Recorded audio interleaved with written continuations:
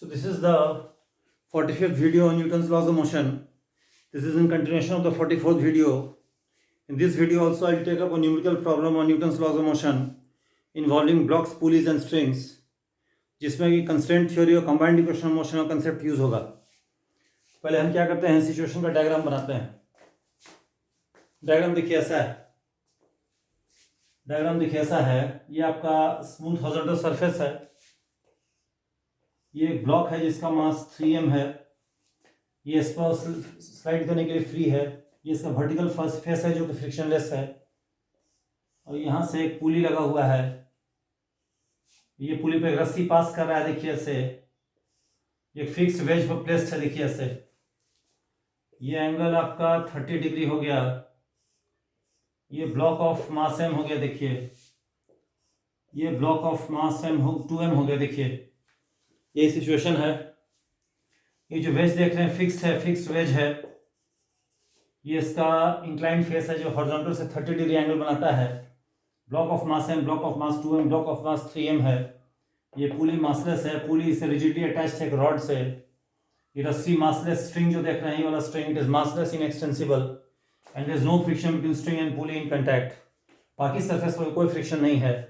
2m जो है 3m से कांटेक्ट में है. 2m जो है अप डाउन मूव करने के लिए फ्री है इसके रेस्पेक्ट में. और ये फिक्स वेज हम बता चुके हैं. अब सिस्टम को रिलीज किया गया फ्रॉम रेस्ट. क्वेश्चन है हमको m, 2m और 3m का ग्राउंड के रेस्पेक्ट में एक्सेलरेशन जानना है. तो to find the acceleration of m, 2m and 3m with respect to ground when they are released from rest. When the system is released from rest, when the system is released from क्या, rest. all right. तो देखिए सबसे पहले हम लोग करना क्या होगा इसमें, सबसे पहले इन तीनों का हम लोग एक्सेलरेशन दिखाएंगे. वेज फिक्स है. देखिए ये खाली इसको स्लाइड कर सकता है अप डाउन. तो ग्राउंड के रेस्पेक्ट में इसका एक्सेलरेशन ऊपर मान सकते हैं, नीचे मान सकते हैं. मान लेते हैं आप अप द इंक्लाइन मान लेते हैं ए.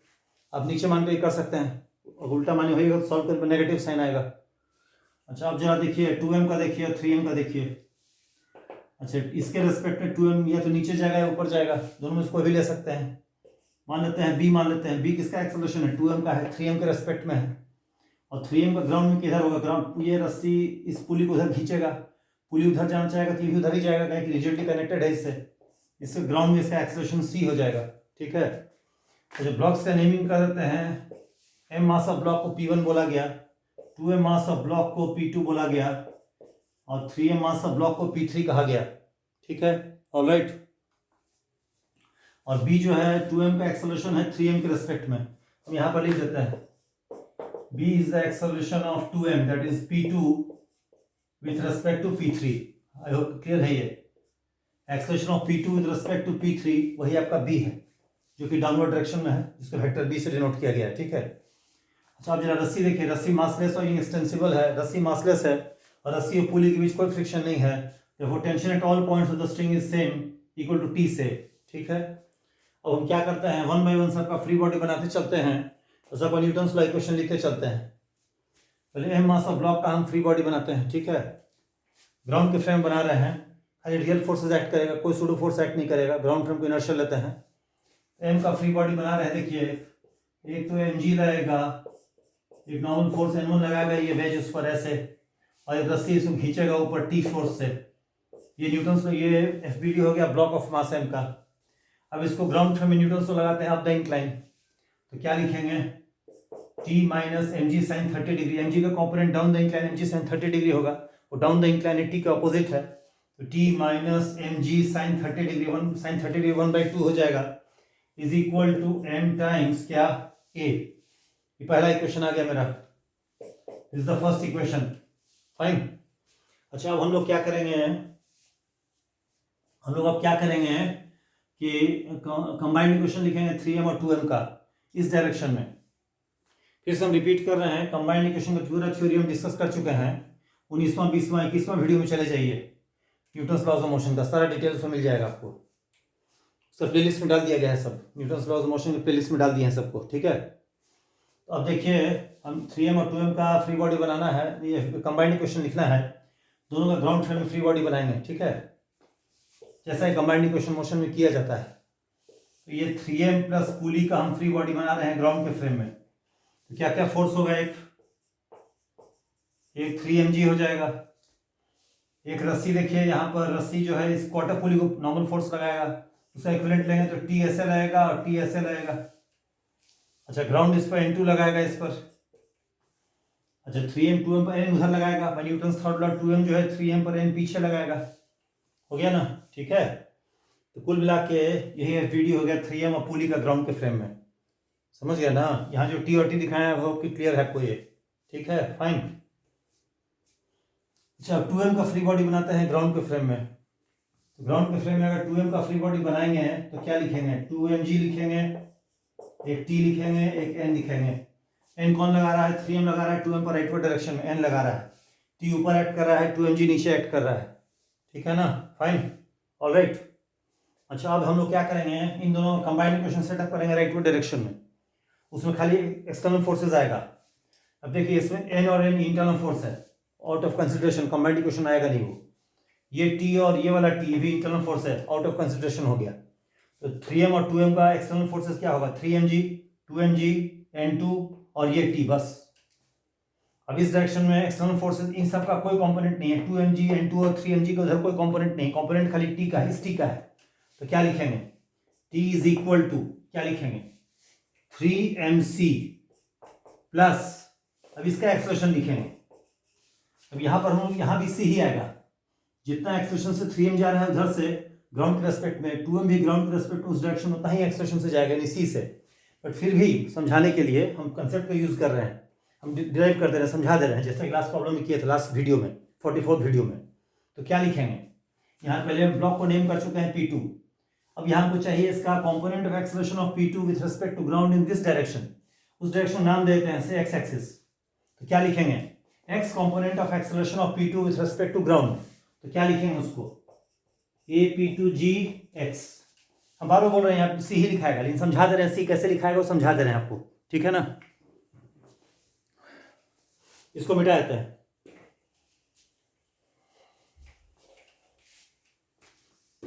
अब इसको यहां लिख रहे हैं, समझा रहे हैं, देखिए T equal to 3mc plus 2m, AP2gx को एक्सप्रेस करेंगे as a dot product, AP2g dot i hat, i hat अगर unit vector along x axis है, तो T बराबर 3mc।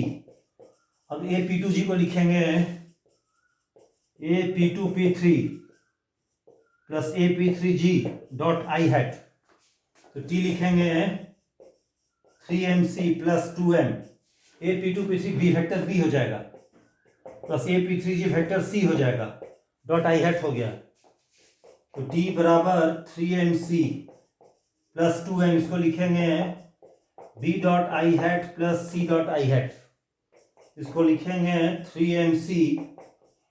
अच्छा b डॉट i हैट क्या हो जाएगा, 0, b नीचे है, i हैट राइटवर्ड है, एंगल 90 डिग्री है, दोनों परपेंडिकुलर वेक्टर का डॉट प्रोडक्ट हमेशा 0 होता है, ये तो मेरा वैनिश कर गया, 0 हो गया। और c डॉट i हैट क्या होगा, c into 1 into cos 0 degree, यानी सिंपली c, यानी T बराबर क्या लिखेंगे 5mc। ये हम डायरेक्टली हम बता शुरू में बोले थे लिख सकते हैं c, बट समझाने के लिए पूरा कैलकुलेशन करके समझा दी कैसे T बराबर 5mc आया, ठीक है। सेकंड इक्वेशन आ गया मेरा, फाइन। अच्छा अब हम क्या करेंगे, अब कि इसको पहले मिटा देते हैं, ठीक है ना, इसको मिटा देते हैं, इसको मिटा देते हैं,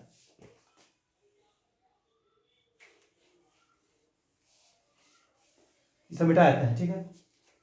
अब देखिए, ये देखिए, अब हम क्या करेंगे, 2m का ground frame Newton's law equation लिखेंगे डाउनवर्ड डायरेक्शन में। तो डाउनवर्ड डायरेक्शन में इसका फ्री बॉडी बना हुआ है, देखिए क्या लिखेंगे, 2mg माइनस t हो गया बराबर 2m। अब यहाँ वर्ड्स में b लिखाएगा, b ही आएगा, फिर समझा देते हैं कैसे आएगा, समझा देते हैं। तो टर्म का नाम देते हैं, अब डाउनवर्ड डायरेक्शन मानते हैं, y एक्सिस मानते हैं, y डायरेक्शन। क्या लिखेंगे, y component of acceleration of P2 with respect to ground, AP2gy, AP2gy meaning what, y component of acceleration of P2 with respect to ground, y component of acceleration of P2 with respect to ground, AP2gy। वो B ही आएगा, calculate करो B आएगा, लेकिन समझा दे रहे हैं कैसे B आएगा, वही समझा रहे हैं। 2mg माइनस टी बराबर 2m, इसको एक्सप्रेस करेंगे as a dot product AP2G dot J hat. ठीक है, इसको लिख रहे हैं 2mg माइनस टी, AP2G को कैसे लिखेंगे, AP2P3 प्लस AP3G, यानी vector B plus vector C। ये चीज को AP2G, ये वाला AP2G that is same as AP2P3 plus AP3G in vector B plus vector C। ये चीज सिंपली क्या हो जाएगा, vector B plus vector C dot क्या जे हैट हो गया। ठीक है, तो क्या लिखेंगे 2mg minus T B dot I hat plus C dot क्या आई हैट। Alright fine. अच्छा, इसको मिटा देते हैं।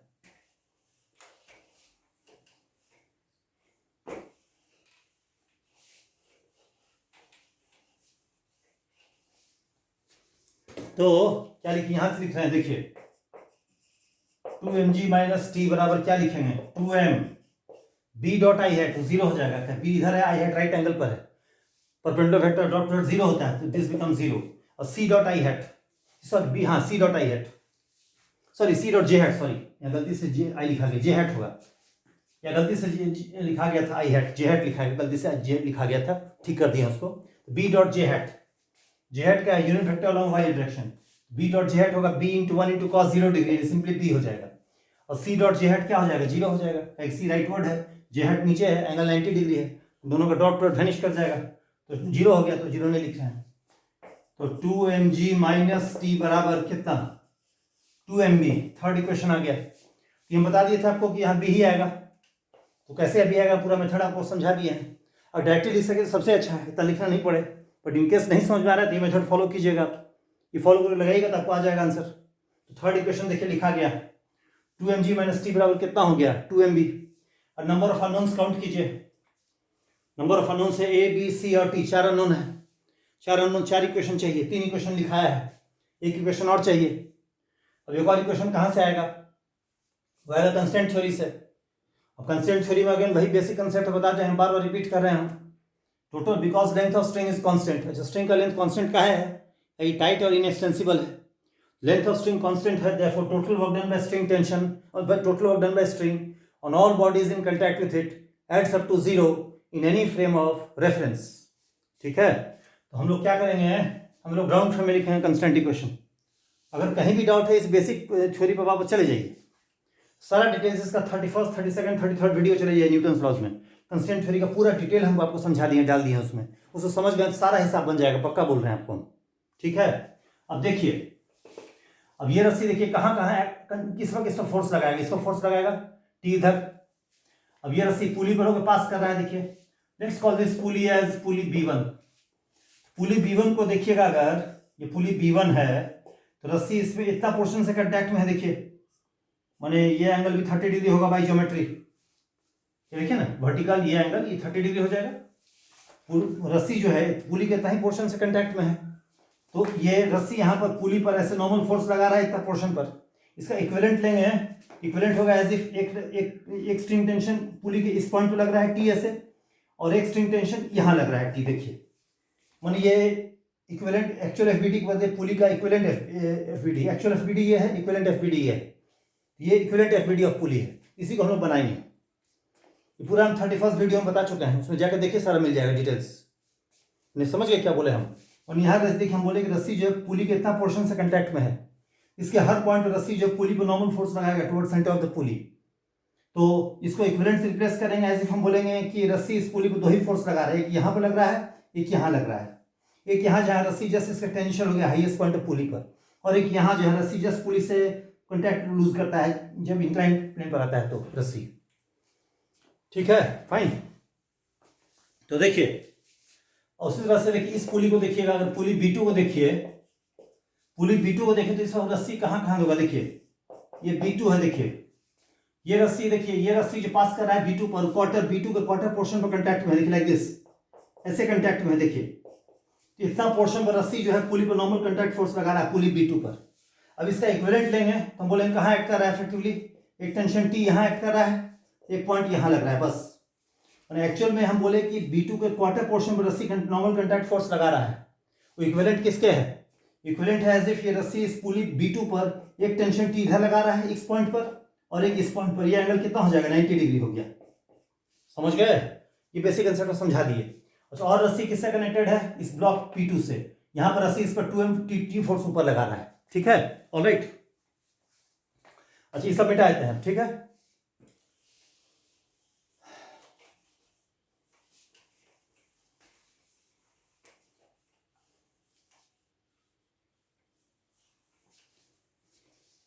तो देखिए अब हम देखिए मान लेते हैं इसका डिस्प्लेसमेंट इधर है से DS1 ग्राउंड के रेस्पेक्ट में सम स्मॉल टाइम इंटरवल में। ये तो डिस्प्लेस होगा नहीं, पुली तो फिक्स है ग्राउंड में, क्योंकि पुली वेज से कनेक्टेड है, वेज फिक्स है, पुली फिक्स है, मूव करेगा नहीं। ये पुली मूव कर, ये अब ये 3M मान लेते हैं dt टाइम में राइटवर्ड जाता है dx ग्राउंड के रेस्पेक्ट में।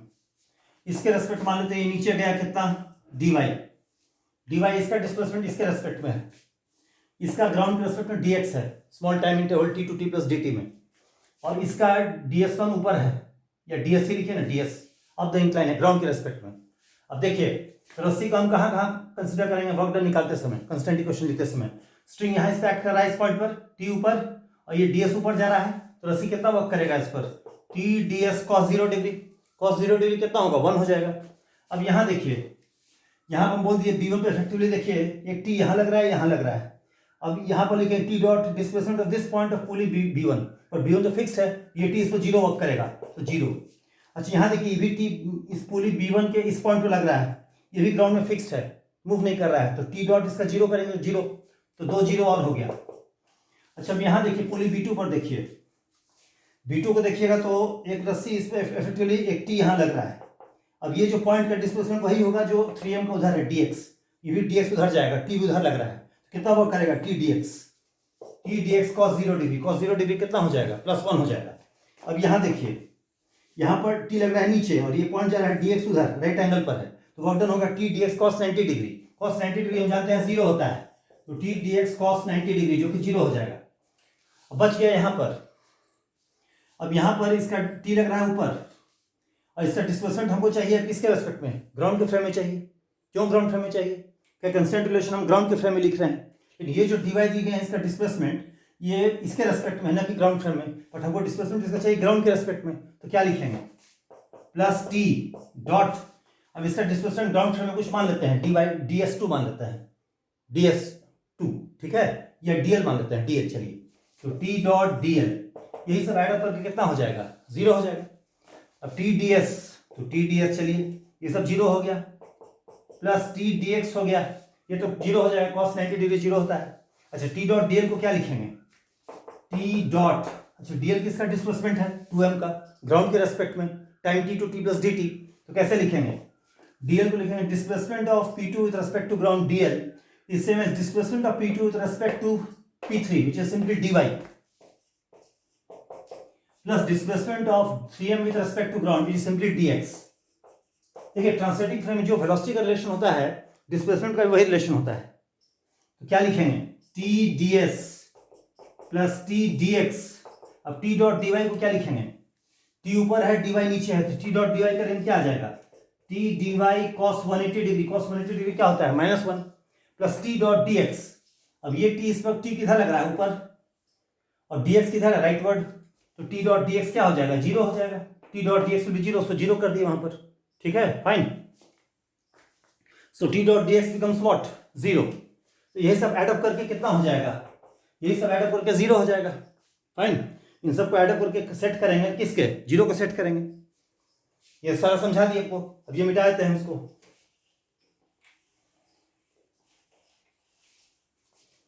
तो देखिए अब इसमें क्या आ गया? देखिए t ds plus t common आ गया, देखिए ds plus dx minus dy is 0, but t तो नॉन जीरो है, तो ये क्वांटिटी 0 होना चाहिए, तो ds plus dx minus dy क्या होगा? 0।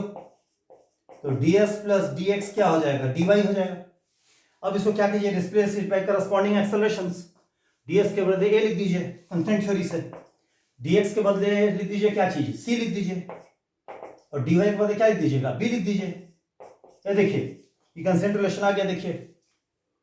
अच्छा, यहां पर देखिए ये कंस्टेंट रिलेशन डिस्प्लेसमेंट का था, प्रॉब्लम में कोई वेरिएबल एंगल नहीं है, जो कंस्टेंट रिलेशन डिस्प्लेसमेंट का होगा वही कंस्टेंट रिलेशन एक्सेलरेशन का भी होगा। तो एक्सेलरेशन कंस्टेंट रिलेशन भी वही होगा जो डिस्प्लेसमेंट का होगा। तो करस्पॉन्डिंग डिस्प्लेसमेंट को करस्पॉन्डिंग एक्सेलरेशन से रिप्लेस कर देंगे तो हमको कंस्टेंट रिलेशन फॉर एक्सेलरेशन आ जाएगा। ये देखिए फोर्थ इक्वेशन आ गया। कुल मिला के 4 इक्वेशन, 4 अननोन था, A B C T, 4 unknown 4 equation, problem solve हो जाएगा। अच्छा, ये सब मिटा देते हैं, ठीक है।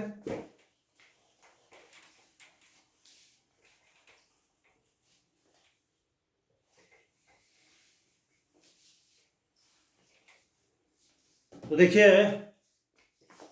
ये देखिए, अब हम लोग क्या करेंगे, ए बी सी निकाल के टी के टर्म से डाल देंगे कंस्टेंट रिलेशन में। ये को क्या लिखेंगे, एम से भाग कर दीजिए, T by M minus G by two, ये ए हो गया, plus C, sorry plus C, A plus C, okay. C को कितना लिखेंगे, टी बाई 5m, देखिए टी को 5mc था, T just equal to 5mc, तो सी हो जाएगा t by 5m, a plus c बराबर b, t by 5m, okay, बराबर बी।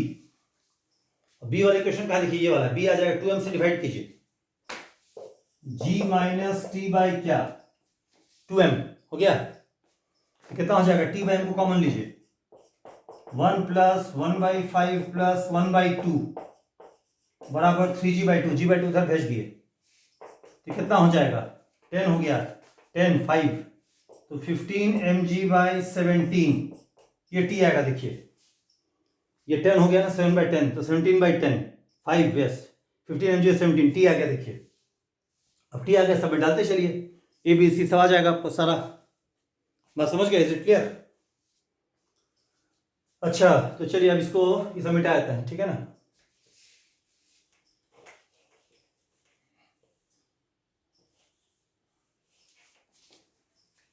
देखिए हम बार बोल रहे हैं, इस वीडियो के रिजल्ट क्वेश्चन समझ लीजिएगा, फिर आपको सारा प्रॉब्लम बन जाएगा, नो डाउट अबाउट इट। मैंने इसको देख लीजिए, अच्छा समझ लीजिए, कोई भी हिसाब टेकअप बन जाएगा सारा, पूरा एग्जॉस्टिव समझा दिया गया है इसमें, समझ गए।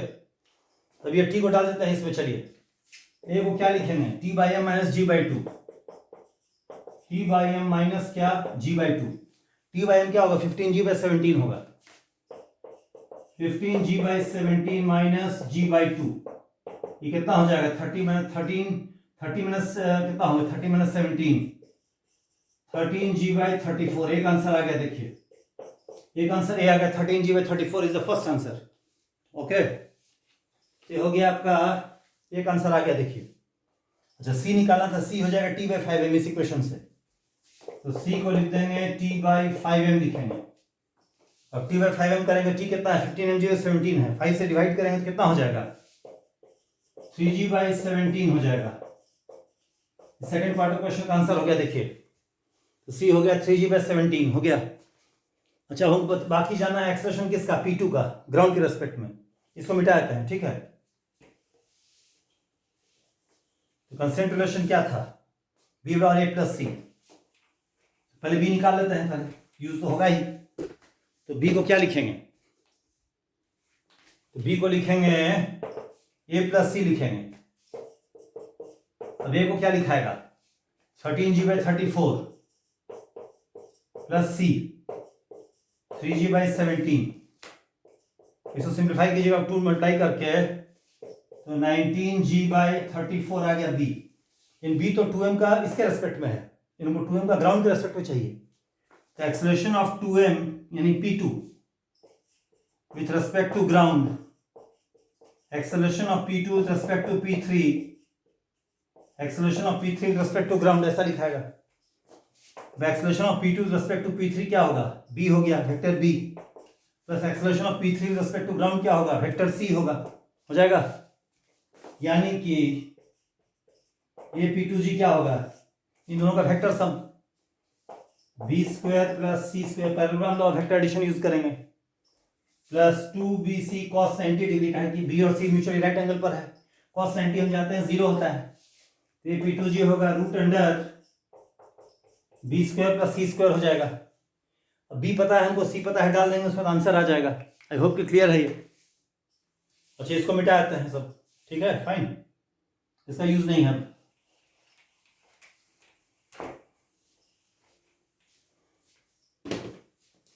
तो देखिए ए पी टू जी हो जाएगा magnitude root under b square plus c square. B कितना आया था, बी कितना था, बी था 19g/34, 19g/34 का whole square plus c square, सी कितना था 3g/17 यानी 6g/34 का होल स्क्वायर, ये हो गया। अब g/34 कॉमन टर्म बाहर आ जाएगा, रूट 19 स्क्वायर 361 प्लस 36 तो हो जाएगा g रूट 397/34। ये जाके इसका रिक्वायर्ड आंसर हो जाएगा। देखिए ये जाके इसका रिक्वायर्ड आंसर होगा, g रूट 397 में 34 इज द रिक्वायर्ड आंसर। समझ गए? तो देखिए 46 वीडियो में ये भी प्रॉब्लम हम डिस्कस किए हैं। तो देखिए हम बार बार कंस्ट्रेंट थ्योरी का इंपॉर्टेंस स्ट्रेस कर रहे हैं। कहीं भी डाउट है, go to the basic aspects of the constraint theory. Because length of string is constant, total work done by string on all bodies in contact with it adds up to 0। इस point को समझ गए हैं, इसको आप constraint theory में master हो जाइएगा। और किसी भी रिलेशन फ्रेम में कंस्ट्रेंट थ्योरी वैलिड है, कारण कि length of string constant her frame में है। अगर एक फ्रेम में लेंथ ऑफ स्ट्रिंग कांस्टेंट है तो दूसरे फ्रेम में भी कांस्टेंट है, इसे हर फ्रेम में कंस्ट्रेंट इक्वेशन लगा सकते हैं।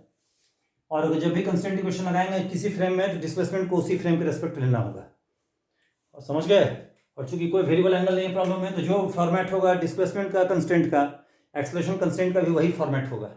ओके, ठीक से देखिए, समझिए। कोई डाउट हो कमेंट बॉक्स में डालिए, उसे हम क्लैरिफाई कर देंगे। ठीक है, अभी कमिंग वीडियोस में और इस टाइप का हम क्वेश्चन टेकअप करेंगे, ताकि तुम इसको अच्छा से आप लोग समझ लीजिए। ठीक है, अब क्लोज करते हैं इसको, चलिए।